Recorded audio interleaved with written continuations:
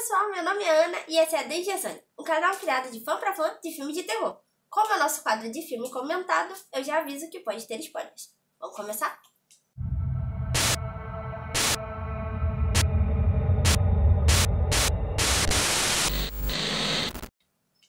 E o tema de hoje é nada mais nada menos que It. Mas como é um tema muito amplo, eu vou me concentrar só na série de filmes atuais que estão saindo agora. Mas se por acaso vocês tiverem interesse de ter um vídeo exclusivamente sobre o livro ou sobre o filme de 1990, por favor me avisem, comenta bastante, mas comenta muito mesmo. Se não comentar muito eu não vou fazer, porque o livro tem mais de 1000 páginas e o filme eu não vi, agora sim, recentemente eu não vi. Mas quando eu era criança eu morria de medo. Eu pedia pra mamãe pra ir no banheiro comigo, porque eu achava que o It ia me pegar. Então eu só vou fazer se vocês comentarem bastante. Here I am, Wheezy. Hey, you're gonna like it down here. Mas eu não era a única a ter medo do Pennywise. Na verdade, uma geração inteira morria de medo do palhaço. E é por isso que eu acho que deu tão certo esse negócio de voltar ao filme em 2017. Primeiro porque se passaram 27 anos, e a gente sabe o que isso significa, que foi um puta golpe de marketing. Mas além disso, significa que deu muito tempo da gente sentir saudade. A galera da minha geração tava doida pra ver de novo o nosso palhaço favorito. E a galera nova tava doida pra conhecer o famoso palhaço. Além disso, tinha a fanbase do Mike, do Stranger Things, né? Que veio em peso pro cinema. E os números não mentem. De 35 milhões investidos, eles ganharam 700 milhões de dólares de bilheteria. O que significa que foi o maior lucro de um filme de terror na história do cinema. Impressionante, né? Então, funcionou. O filme foi dirigido por Andy Muschietti. Muschietti, eu acho que é assim que fala. Gente, é muito difícil falar esse nome todo. Mas vamos lá. E contou com um elenco muito legal, principalmente o elenco infantil. Eu adorei as crianças e tinha a presença do já citado Finn Wolfhard, que é o Mike do Stranger Things, e que é um fofinho, todo mundo gosta dele, ele atua muito bem no Stranger Things e mandou muito bem no It novamente. Já o palhaço escolhido... Eu não consigo, eu fico mais nervosa, desliga isso, por favor. Já o ator escolhido para ser o palhaço foi Bill Skarsgård, depois de muitos boatos, inclusive tinha um boato aí de que um dos atores que tinha sido eleito para ser o Pennywise acabou desistindo do papel por ser um papel muito sombrio pra ele. Não sei se isso é verdade ou não. A verdade é que o Bill Skarsgård acabou fisgando o palhaço It e mandou muito bem.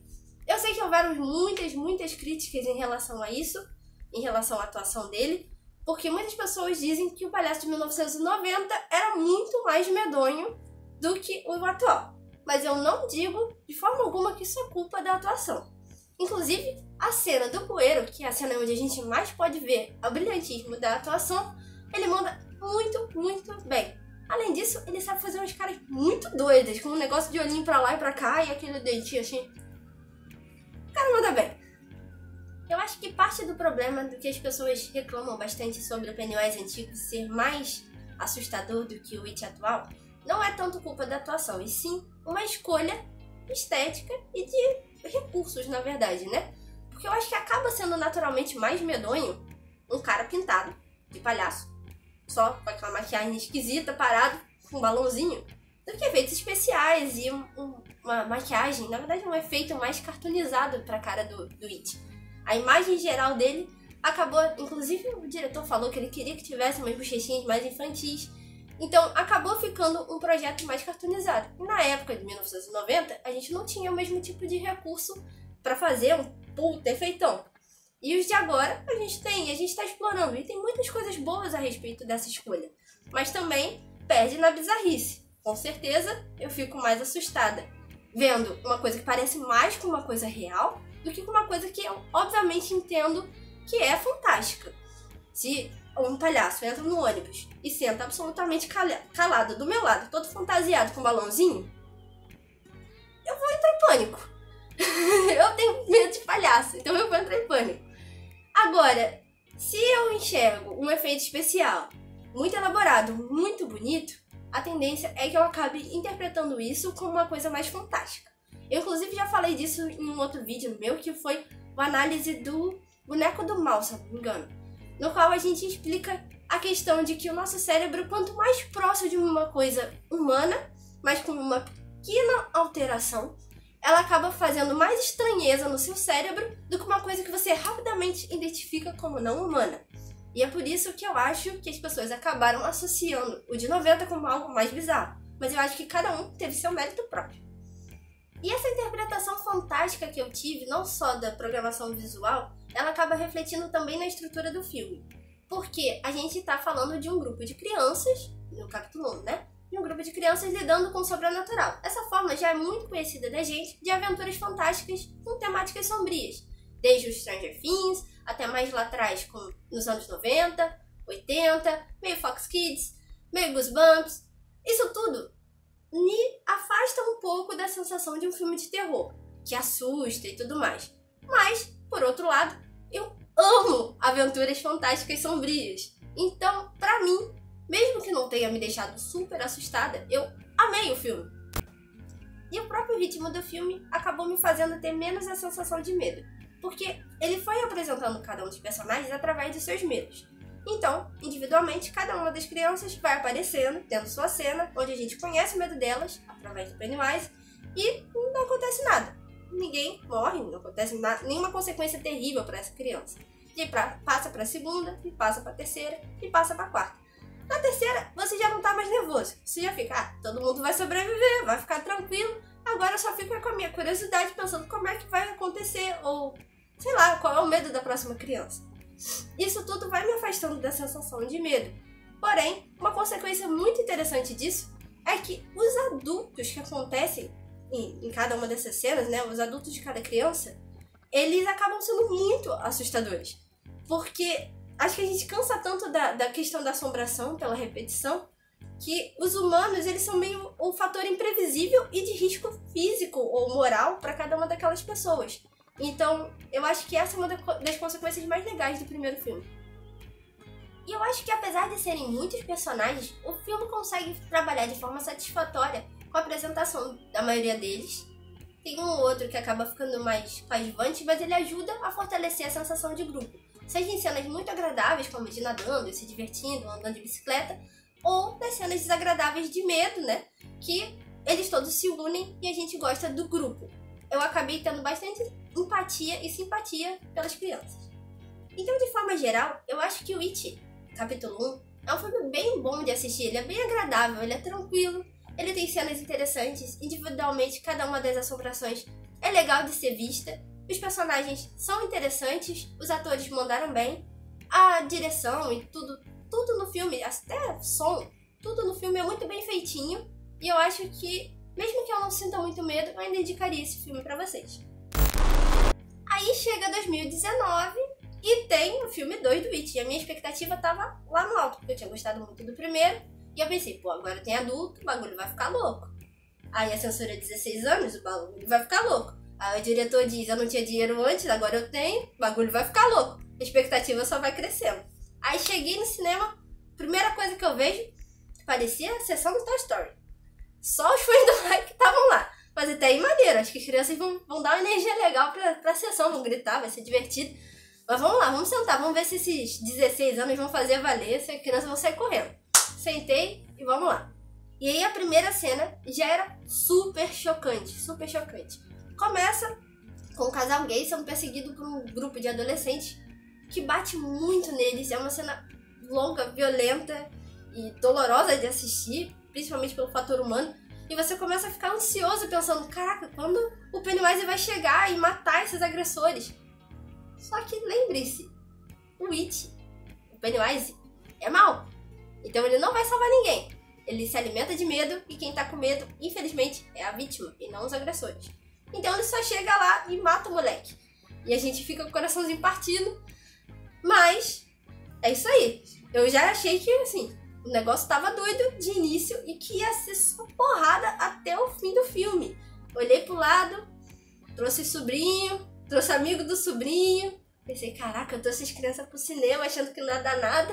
O negócio vai ser foda. E olha que naquele momento eu ainda não sabia que essa primeira cena, ainda por cima, tem uma origem real, né? o Stephen King botou ela no livro porque ele ficou chocado com a notícia que um menino chamado Charlie Howard tinha sido realmente espancado por um grupo de adolescentes e jogado num rio de verdade. É pesadão. E logo depois dessa cena, a gente vê as nossas crianças já crescidas, 27 anos depois, e o clima continua meio pesado, realmente. Tem uma questão ali de agressão em relação a Beverly, né? O marido meio violentão, tentando bater nela, tentando prendê-la. E depois ainda vem uma cena de suicídio. Então o nível dali, eu tava pensando que ia deslanchar na porradaria. Mas não foi bem isso que aconteceu. Na verdade, depois que eles se reúnem, o clima muda muito, na minha opinião. Eles voltam a ter mais ou menos a cara do outro filme. E aí volta a ser mais uma aventura fantástica de novo, só que dessa vez com adultos. A interação entre os adultos, que eu esperava que seria outro tipo de diálogo, acaba repetindo muito o tipo de diálogo que eles tinham quando criança. Talvez porque eles querem demonstrar que eles estavam se lembrando uns dos outros e se reconectando enquanto grupo, porque quando eles chegam lá, eles não têm memória, lembra? E aí, a gente tem chance de lembrar das coisas e eles mostram que se lembram uns dos outros. Mas isso funcionaria muito bem se fosse só no começo. O problema é que esse clima de piadas infantis e ficar lembrando o passado é constante até o final do filme. Então, enquanto eu esperava que os personagens adultos se desenvolvessem enquanto personagens adultos, com diálogos internos mais fortes e deixando a personalidade deles ser melhor trabalhada de uma nova perspectiva, e eu achei que isso caminharia por uma espécie de horror mais psicológico, ou talvez mais violento, ou mais brutal, né? Na verdade, eu acho que eles deixaram o desenvolvimento maior dos personagens com as crianças e voltaram a esse clima um pouco mais leve e um pouco mais de aventura fantástica mesmo. Principalmente porque o próprio roteiro acaba tendo essa característica, né? Deles irem, buscarem as memórias, cada um tem que pegar um elemento, né? Um objeto que os represente, e nessa busca vai tendo muito flashback, só que são flashbacks com os plus, né? Vai sempre tendo um pouquinho mais, contando um pouquinho mais ali, um pouquinho mais aqui, de cada um dos personagens, mas pela perspectiva ainda infantil. Em relação a essa volta à infância, eu acho que o único personagem que eu senti que realmente acrescentou bastante terem voltado foi o Richie, que é o personagem do Finn Wolfhard. Porque no primeiro ele não teve, ao contrário de todos os outros, uma cena individual com o palhaço. Ele não foi confrontado diretamente dentro da sua casa, ou sei lá, a gente simplesmente não conheceu ele. A única vez que ele acaba realmente estando sozinho com o palhaço já é na casa do It. E aí ele tem aquela cena lá que tem um bando de palhaços no quarto e tudo mais, porque ele tem medo de palhaços igual a mim. Mas agora no 2 a gente tem uma chance maior de conhecê-lo e entender quais são as questões dele. Só que na minha opinião, eu acho que foi um pouco brusco. Eu acho que deviam ter dado mais indícios de qual eram as situações que ele estava passando no primeiro. Porque senão parece que o personagem mudou muito. Eu não sei se eles tentaram evitar algum tipo de polêmica no primeiro, mas eu acho que eles deviam já ter começado a introduzir as questões do personagem logo em 2017. Mas para além dessa questão do desenvolvimento e do amadurecimento dos personagens, ainda tem uma questão de estrutura mesmo do filme. Porque novamente a gente vê a fórmula. É uma pessoa sendo assombrada individualmente. Quando ela tá sozinha, ela é assombrada e não morre. Aí o outro é, de novo, assombrado, sozinho, não morre. Até que eles vão e confrontam. Só que assim, no primeiro, a gente já ficou mais aliviado na terceira pessoa que aconteceu isso. E passou um filme inteiro de 2 horas. E agora é um filme de 3 horas. Caramba, é muito tempo. Você fica cansado, não tem como não ficar cansado. Mesmo que as cenas sejam muito legais e muito bem feitas, e tenha todo um cuidadinho em cada uma delas, que eu acho bem louvável, é cansativo. Eu acho que dava pra ter cortado alguns dessas questões e ter investido em outras partes. Então eu acho que a maior dificuldade do It 2 foi encontrar um tom para como contar essa história. Porque as primeiras cenas, elas são bem mais pesadas e parecem que vão introduzir um filme bem adulto. Já as cenas do meio pro final já são bem infantis. Por falar em final, eu acho que essa também foi uma das dificuldades. Porque o final, ele já era fraco. Ele era tão fraco que virou piada dentro do filme. Porque eles botaram o personagem do Bill pra ser um escritor que não consegue escrever finais muito bons. Porque o Stephen King, ele sempre teve esse estigma em cima dele de que ele não é muito bom em escrever finais. Ele sempre recebeu esse tipo de crítica. Na minha opinião, esse final do It já era esperadamente meio bobinho. E teria que ter um trabalho, um suor aí pra fazer um desenvolvimento que fosse coerente, legal, adulto e ainda conseguir amarrar esse final. Realmente ia ser um pouco brabo. O único personagem que acaba conseguindo ser muito bem desenvolvido, na minha opinião, foi o Bill. Que a gente enxerga toda a trajetória dele, desde o trauma do George ter morrido por causa dele, tudo mais, ele ter culpa em relação a isso, e até ele superar esse medo e essa culpa que ele carregava. Os outros, eles têm pequenas melhorias. O Mike, que sempre foi excluído, acaba virando parte da cidade, é o único que fica. O menino gordinho acaba emagrecendo.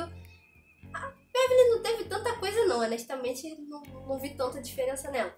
O garoto que tinha problema de... O Ed, né? Que tinha problema de se impor, ele acaba sendo quem lança a lança.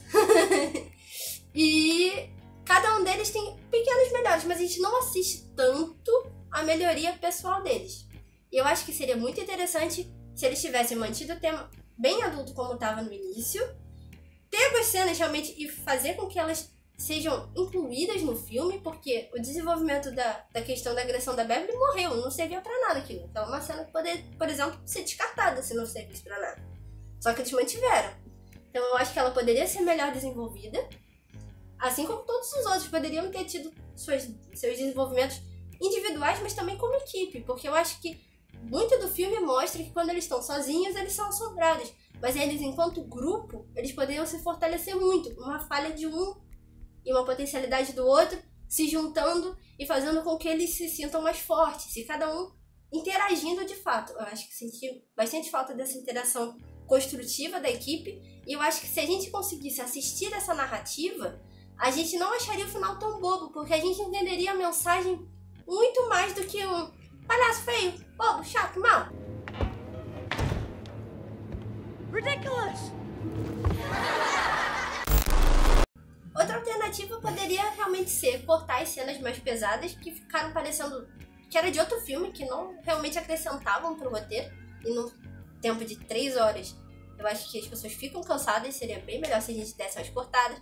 Cortava um pouquinho mais dos sustos individuais, deixar talvez eles mais curtos, e investisse mais em de repente criar uma trama diferente que ligasse todos eles quando eles chegam na cidade. Ou sei lá, ou desenvolver melhor o triângulo amoroso, dar mais cenas deles se divertindo, talvez, não sei.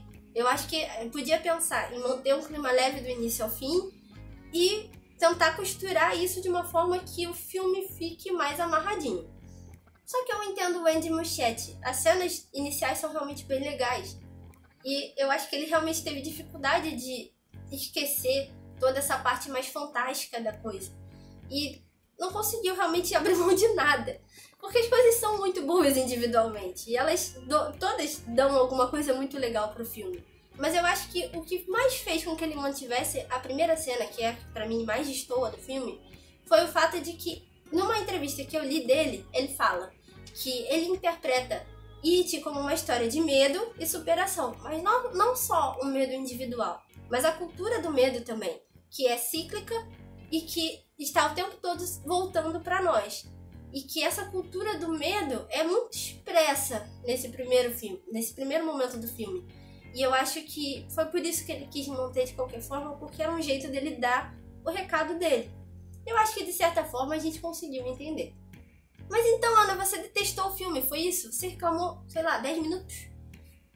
Não, eu não detestei o filme. Eu acho que individualmente cada uma das cenas é maravilhosa. Faltou um pouquinho de conjunto, mas eu gosto de quase tudo que acontece lá. Eu acho que podia ser menos cansativo. Eu podia parar um pouquinho no banheiro, tomar um café, quem sabe, voltar e assistir. E aí eu ia gostar mais. Mas eu sou fã. Eu gosto de ver o palhaço, ele dança, eu danço. Aí tem as crianças, eu gosto das crianças. As atuações são legais, as músicas são legais, as coisas que acontecem são legais, toda a cena eu gosto. Aí tem um bando de referência. Aí eu fico feliz porque eu entendi a referência, eu fico feliz porque eu vi lá o Iluminado, a Carol Estranha. a Christine, tinha o Stephen King. Então você vai ficando animado. Pô, tá maneiro, tá maneiro. A questão é que fã só quer ver o balãozinho vermelho flutuando e já valeu a minha tarde, só de eu poder olhar isso aí. Então acho que assim, é um filme que vale a pena se você gostar. Se você já tiver uma afinidade com aquilo. Se você realmente não é muito fã do gênero, eu acho que você vai ficar bem cansadinho. E é isso, né, pessoal? Falei pra caralho. E eu espero só poder falar disso de novo daqui a 27 anos, quem sabe? A menos que vocês decidam que vão botar aqui nos comentários que eu tenho que fazer sobre o livro ou sobre o filme de 90, que aí, fudeu, eu vou fazer. Porque vocês estão falando, eu vou ter que fazer. E é isso aí, galera. Muito obrigado por ter me ouvido até aqui, por ter me aturado. Deixa aqui nos comentários qual é o seu palhaço mais assustador da vida, que eu quero ouvir histórias, quero pagar mico junto com vocês, a gente pode trocar umas ideias. É isso aí. Curte, compartilha, chama os amigos. Beijo e até a próxima. Se eu não gostasse, eu não tinha gostado. Mas como eu gosto, eu gostei.